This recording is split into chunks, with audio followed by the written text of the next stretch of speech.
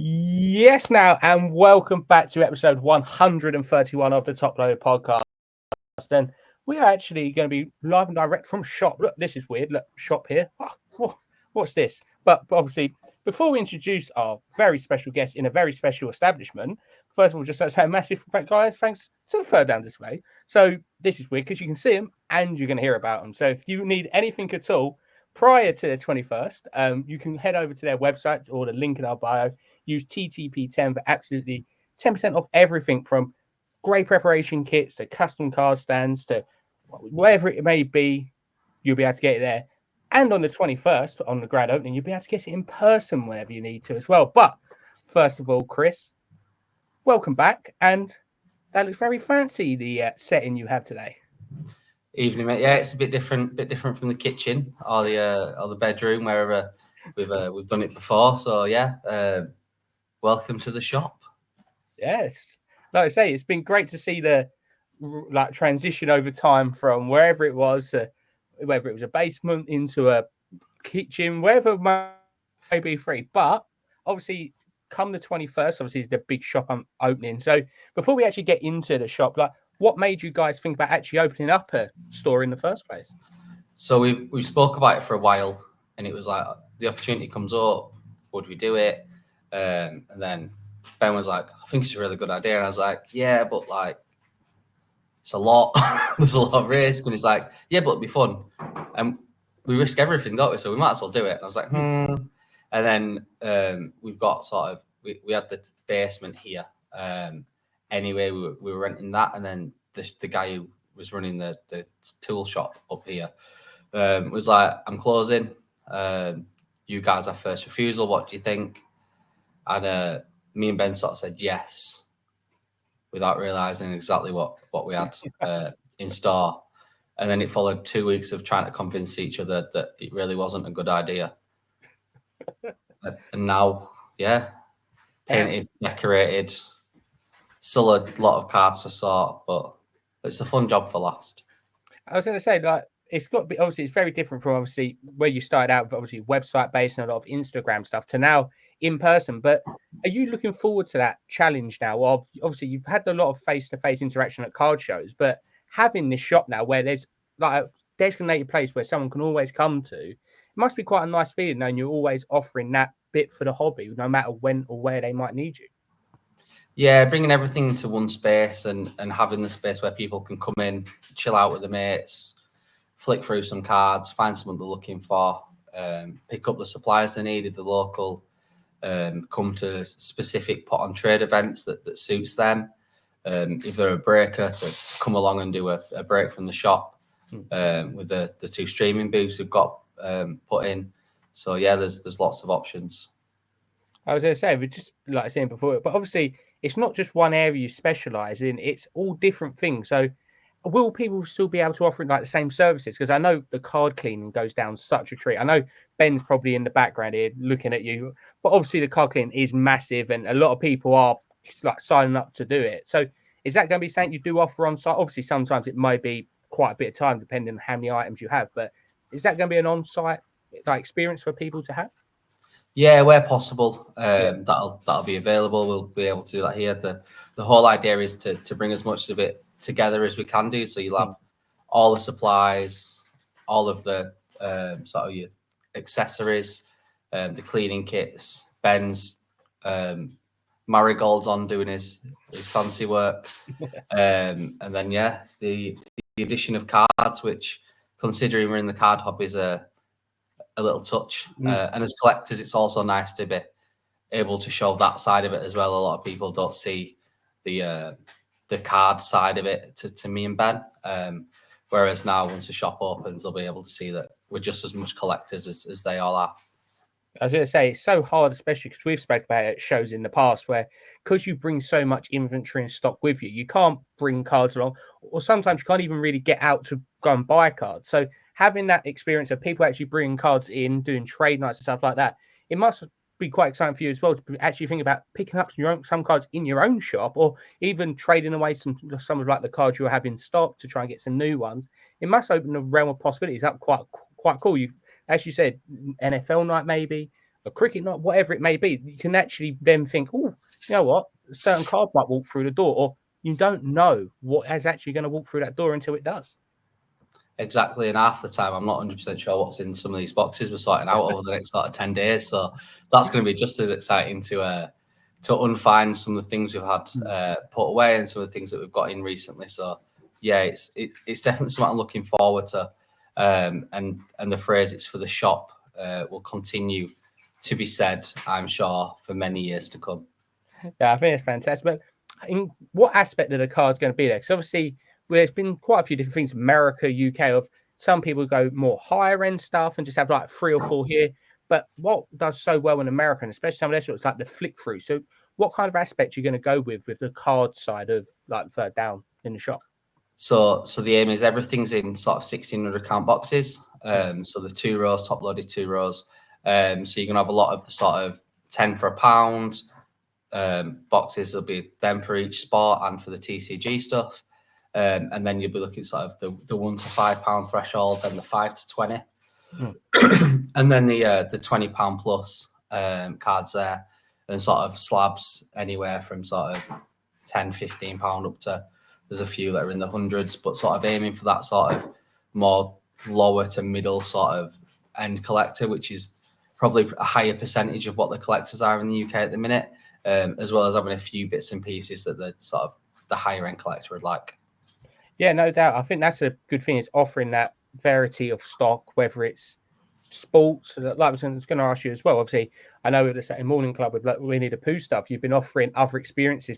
But would there be quite a bit of TCG and other bits like that? Because I know obviously it's still such a big collector space, but also quite a lot of the sports guys do TCG, and quite a lot of TCG guys do sports as well.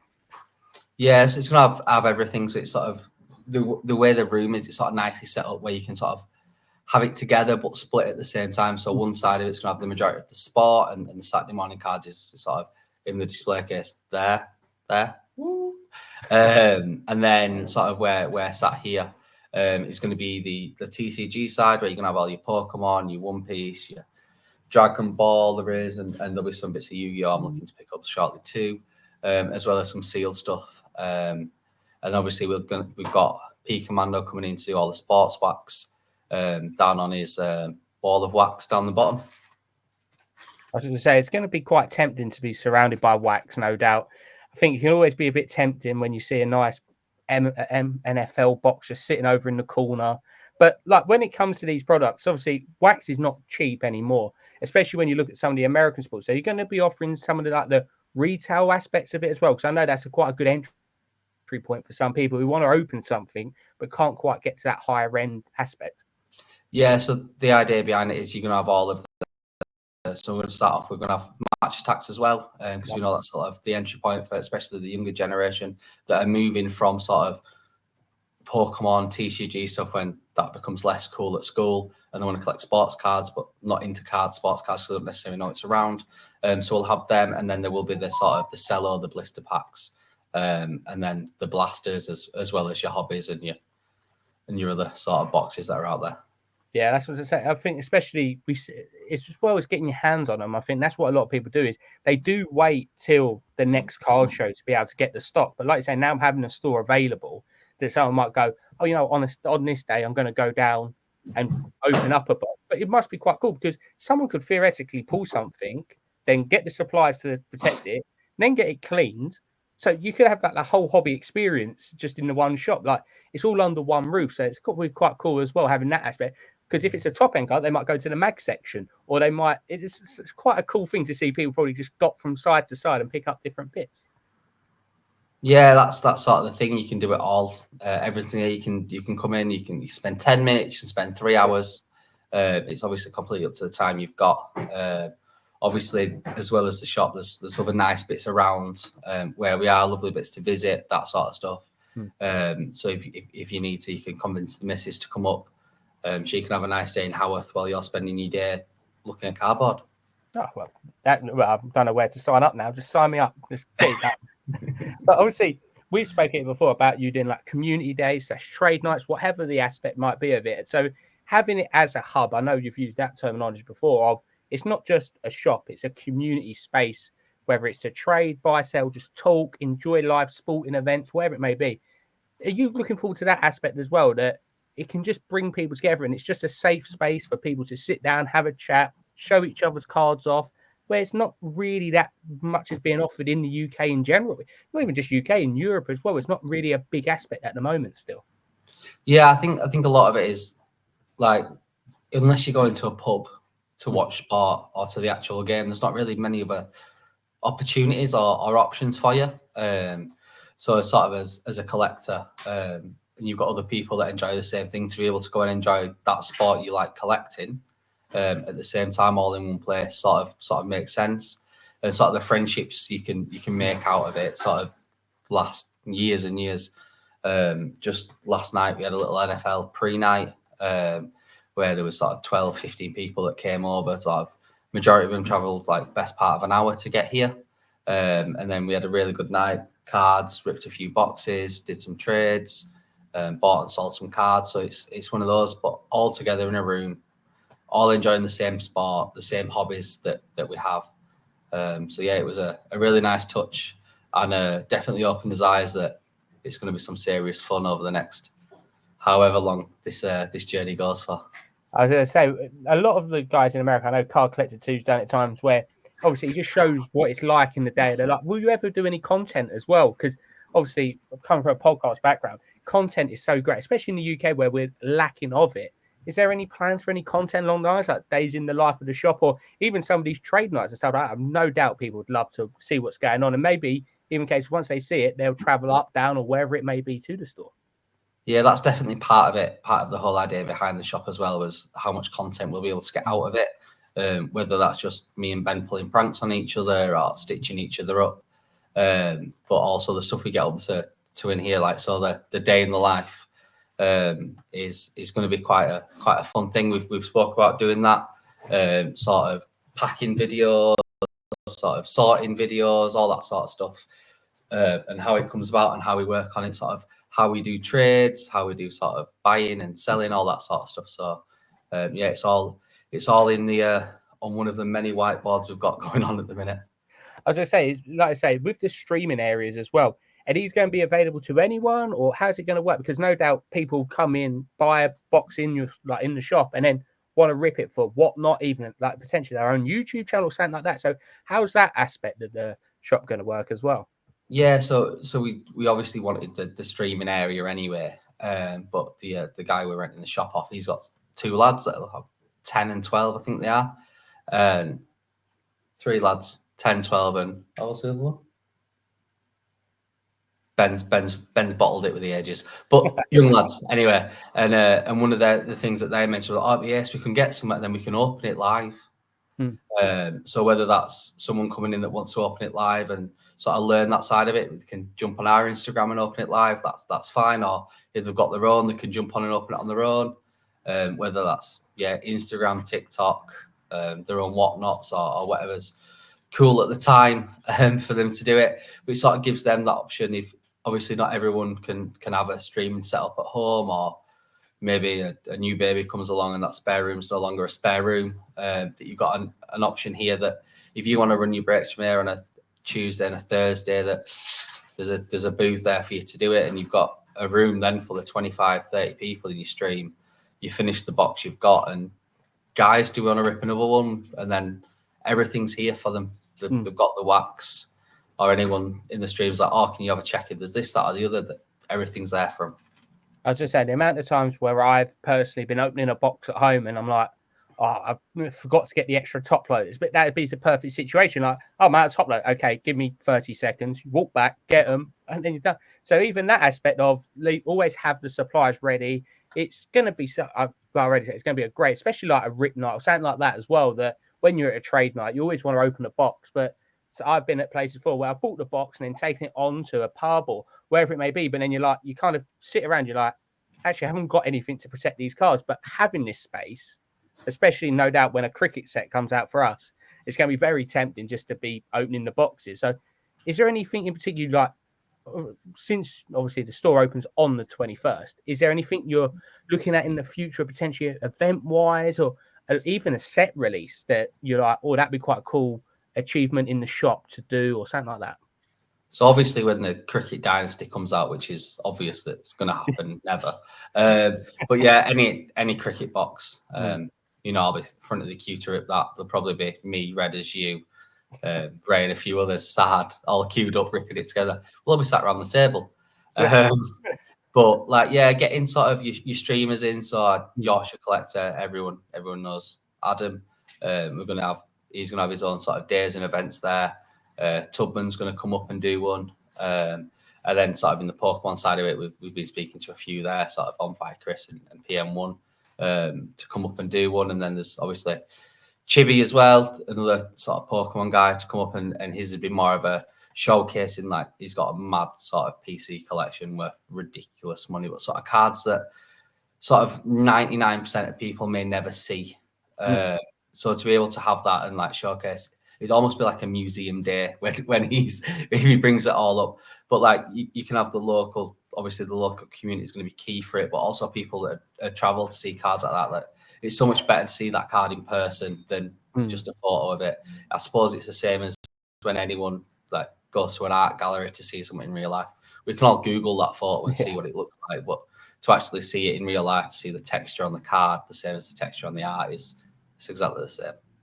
Yeah, that's it. It's going to be like some of the ideas, everything's going to be fantastic. But obviously, it is a challenge opening a store, especially coming from experience of like opening a store. Like I don't know what, but have you faced many challenges so far? Because honestly, I'd have no idea where to start. Even with decorating, I'd have no idea. So, how's it been so far from obviously signing off on it to obviously getting the keys? Like, how's that experience been for you two? Well, Ben's an absolute dream. He can do everything, but it's all right. I just get the skivvy jobs.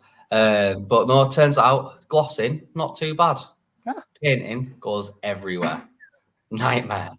Honestly, painting the ceiling, I came out looking like like a piece of chewing gum. It was ridiculous. At least I know what my hair's going to look like in like 10 years' time when I'm a proper silver fox anyway. But yeah, it's been fun. It's been challenging. Working out what's going in what space is you've got a lot of space and then you filled it 4 times and then you're like, eh? I was going to say, especially even like if someone's decorating their room, wherever it may be, you put something in one place and you're like, let me try it there. And then you try it somewhere else. And then you've got to try and remember which one you prefer. So are you quite set now on the actual layout of the shop? Or is that one of them that no doubt at some point you might change it around a little bit here and there, just tinker with it? So we're set. We set quite early. It's not actually changed that much, unsurprisingly. But we were saying about half an hour ago that it ain't going to be very long. Like in 2 months' time, it's not going to look like it's going to look now, because we'll just find things might not work a certain way. It might need moving here or there. So yeah, and the stuff we've got is movable, which is fortunate. We've not got sort of like heavy duty stuff that's screwed in place, all that sort of thing. So we do have the ability to sort of move things and work things. So we can always make sure that flow's right. As I say, that's also a good thing with not having things as much set in stone on these, depending on the event or whatever idea you may have. Is it quite an open space that you can actually quite change it about? So if it's more like a community get together, you might remove maybe a couple of tables, but then if it's more of a trade night, obviously having a bit more seating. So is it quite flexible for like the different type of events that you've got in your mind? Yeah, we've got quite a lot of space. We try to keep it really open, especially in the middle. So sort of try to sort of cast to the side of the room, and then have that space in the middle so you can take a 2-row box back to your table as such. Flick through that, take your 2-row back, keep your cards out that you want, and sort of do it that way. And then sort of the back room where that's Ben's famous poker table that's nearing completion, and the 2 streaming areas are that we can move all sorts in there to make it work. So that were part of the plan, to have loads of space and make it so it's very manageable. And Ben has just taken a Polaroid photo of me on the podcast, to which I imagine is going to go on the cork wall, because I haven't mentioned his genius idea of the Polaroid camera. So we've got a big cork wall inside the back room that I showed you earlier, where there's going to be a big logo that you can have your little photo next to, and then stick the Polaroid on the wall, as well as being able to pin your sort of card show on the map, where you've travelled from, all that sort of stuff, where the next card shows are. It's going to be like a big community board to show what's going on in sort of the UK and sort of Europe and America for certain events. I was going to say, having that interactive experience is going to be really cool, because no doubt some people will come from further afield. Some people might be on holiday and travel to your store. So you might even get it where at first it might be very UK based, but who knows how far afield someone's going to come, especially like when, if they're out over here and they know you've got certain wax, they might make that travel from wherever they may be in Europe or UK, and you kind of be in that focal point. Someone might go, you know what? I know they've got this up there. Let me travel up there, and I'm in London for the weekend. So is that, and also an idea as well, that you could actually attract quite a lot of new people who might not even been into cards or slightly into it, but maybe where they've come from, it's even limited access in comparison to the UK. Yeah, and I think as well as those people, it's people that almost don't know what we know in a way, sort of all these card shows, of all these avenues to get the cards and how we go about the certain things and how to protect them. So many people we spoke to since announcing we're opening the shop, we didn't even we knew them, didn't know the collected cards, or have reached out to us that live 5 minutes down the road or are 20 minutes away, or have a holiday home in the neighbouring village that they come to every other weekend and that sort of stuff. So it's been really good to find out. There's a lot of Yorkshire folk out there that do collect cards, but almost don't shout about it. So I was speaking to someone the other day, and he's collected cards since he was like 5 or 6 year old. Didn't even know that people showed the cards off on Instagram. So he just went along collecting his cards, picking up here and there on eBay. And we've got that whole community out there, knew nothing about shows, none about that. So it's going to be really good to see those people come in and sort of have their eyes opened in a way to sort of how big the community and that is. I was going to say, we're very fortunate that we've been in the actual social aspect, that I think people should call it, really, for like quite a few years now. But there's a lot of people out there, like I say, who've been collecting a lot longer than us, or even might have only just started. But having a place that someone might just Google and it pop up and actually come along to one of the show, like one of the events, and then obviously then it might lead into shows. So it's really a learning place as well for the hobby of people, like you say, from if they're going from match attacks into their first, like maybe like score or something like that. But it's giving that platform where they can come in, ask questions, learn about it in an environment. Whereas shows can be a bit intimidating if there's 1,500 people at the show, there's 400 tables. But having a shop where you could just come in and be like, oh, do you mind if I just ask a few of them questions? That must be quite cool as well. Having that aspect of a learning spot for the UK hobby and actually starting people's journeys off, or even just pointing them in other directions, but they might not know that, like that gentleman you were just talking about. Yeah, being here for people to pick his brains, as you know, and a lot of people that we listen to this, we've been sort of to every show, it feels like, over the last few years, that pretty much every weekend, especially every other weekend, we're on the road, traveling here, there and everywhere, that we've sort of built up that trust, the knowledge, to sort of be able to help and advise people on certain things. So if someone wants to come in or maybe they've not felt like asking a certain question or a bit nervous at a show when there's so many people going on and they sort of see it that you're there to work in a way, whereas this will be a bit more of a relaxed environment compared to a show, that they feel like they can come in, have a coffee, just talk about whatever they've got questions about. Maybe they've been thinking about, I want to start filming some YouTube videos, but what do I do? What can I show people? But never knowing actually how to ask that question or wanting to ask that question, or even wanting to start their own podcast to talk about their journey, to be able to point them in the right direction, help them out and give people sort of that opportunity to get the questions off the chest, and get any advice that we can pass on, from what we've learned over the last sort of 4 years or so. As I say, you definitely have racked up the miles. I think that's a fair one to say, whether it's whatever country, obviously different, literally mainland Europe, obviously the islands as well. But that's another great thing of having that wealth of knowledge of different environments, whether it's TCG, whether it's sports, whether it's shows, whether it's whatever it may be.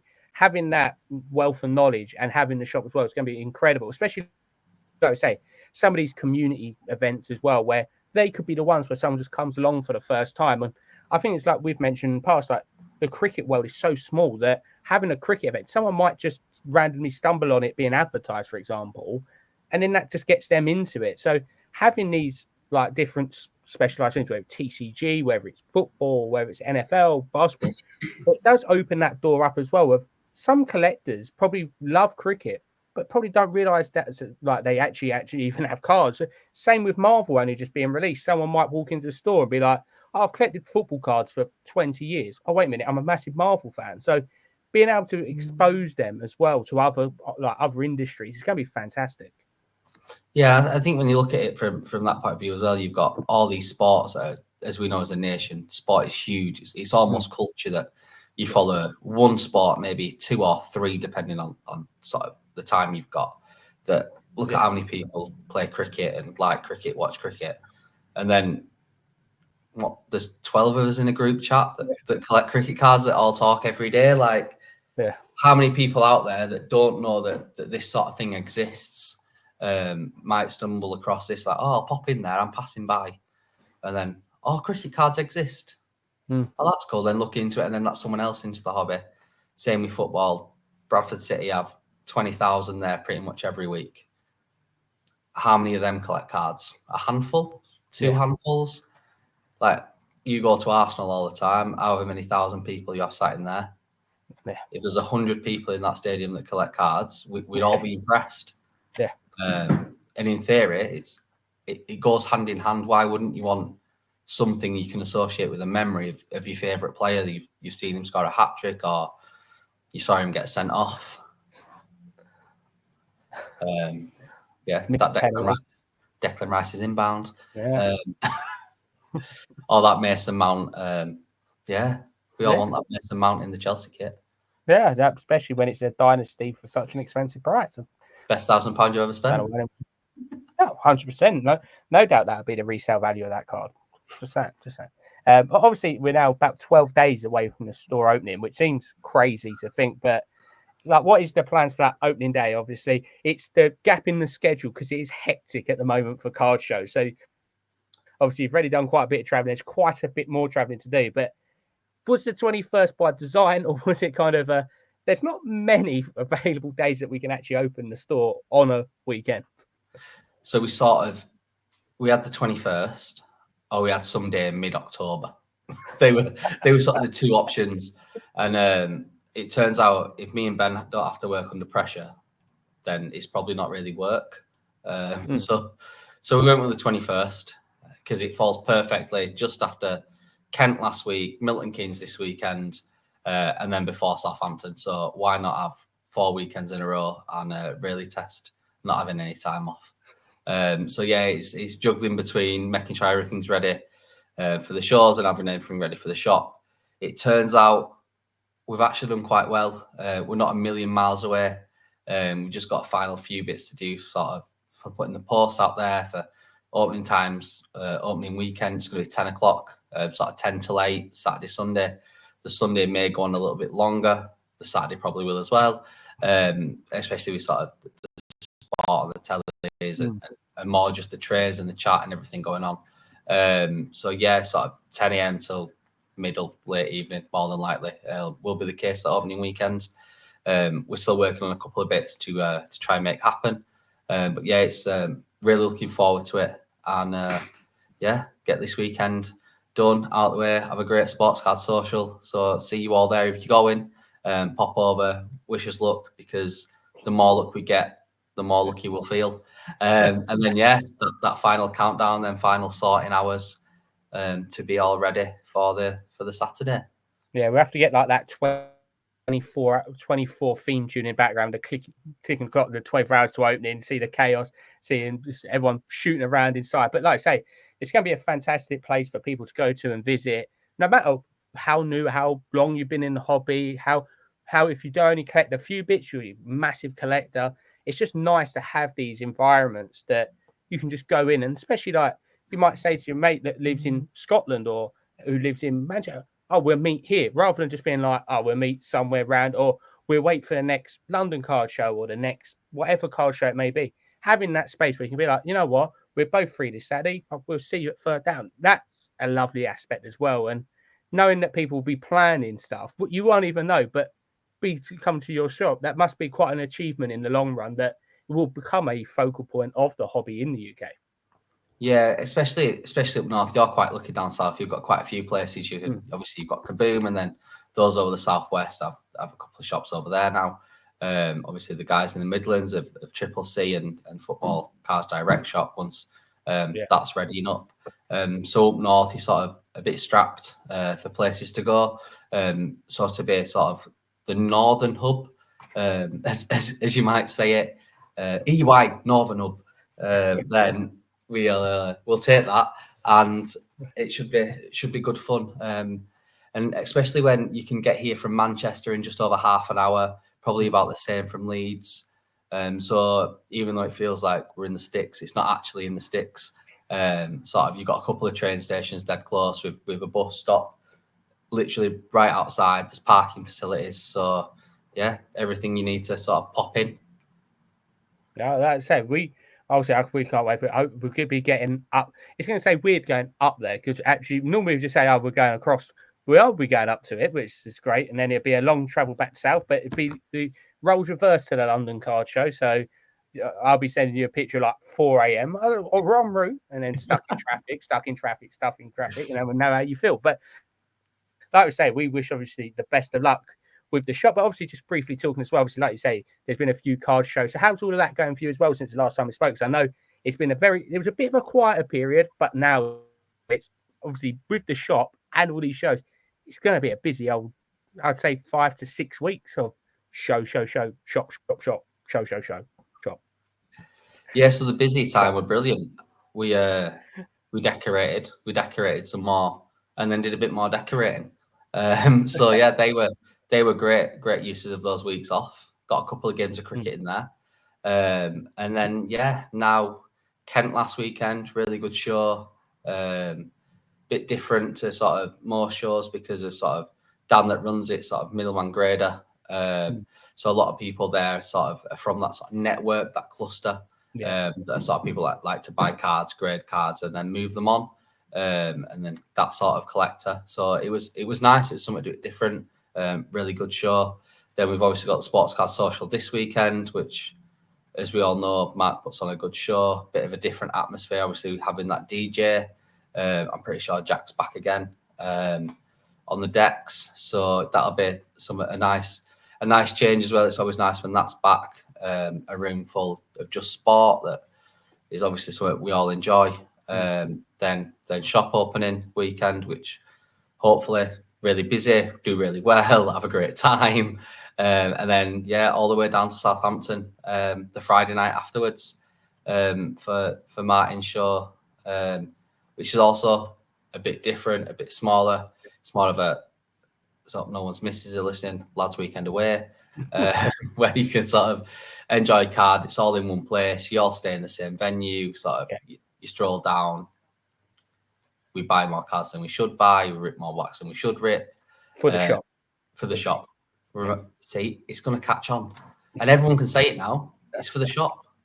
Like, just do it for the shop and then we're all right. And then on the Sunday, we're breaking the trip back up with the show that's at Box Park, Wembley.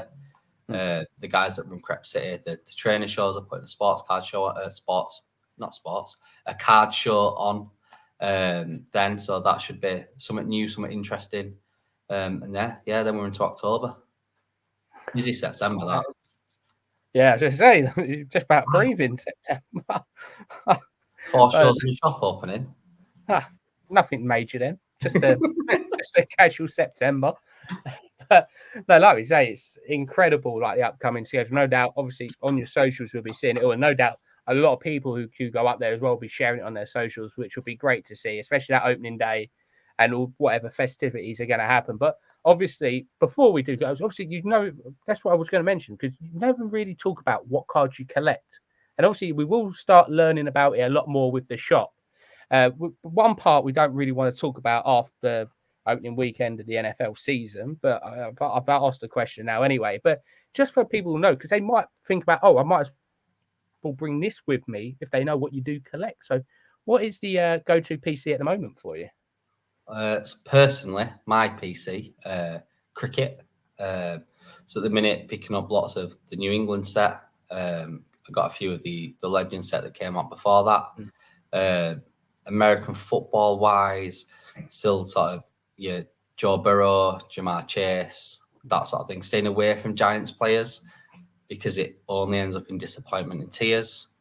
Ben will collect anything that's quirky, funky, and he's not seen before.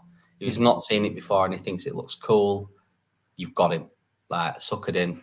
Just add 50% to the comp. Like, rinse him. Yeah, rinse him. Honestly, if he's never seen it before and he thinks it's cool, you've got him. Hook, line, and sinker. So yeah, he's good for that. Loves a bit of NFL. Obviously, big in the lacrosse game now. After ripping 2 boxes at London. So yeah, probably the biggest lacrosse collector in the UK. A title I never knew I needed, but I'll take it. Unless someone now comes out to buy cases, then I look silly. Someone comes into the shop saying, I brought my lacrosse piece. With the little pool net that they play with. I don't know the real name of it. It looks like a pool net. We'll go with that. But I tell you what, if you get a chance, check it out on YouTube. It's the maddest game ever. Oh, brutal. Yeah, it's brilliant. There's no wonder they don't play that in the UK. You just end up getting people battered with sticks. Yeah, where do you want to sort it? We'll sort it out on the pitch, mate, on Saturday, all right? Wallop. Have some of that. That's what. But like we say, obviously, we're going to give you the floor to close out. Obviously, any final words you'd like to say? Anyone who's thinking about coming along, obviously, whereabouts shop is just a note, like overall context of everything for them. So obviously, come the 21st, whenever after that, they can come along, say hello, do some trades, doing a bit of buy-in, whatever it may be. Yeah, so the shop's opening the weekend of the 21st, based in Crossroads, West Yorkshire. So yeah, more than likely it'll be grey skied, gloomy, but it is warm inside the shop. We've got central heating and it's turned on, so don't you worry about that. We're gonna have a range of all cards, soccer, American sports, Disney, Dragon Ball Z, One Piece, Pokemon, all of that. We're gonna have the wax, everything you can need in one space will be here.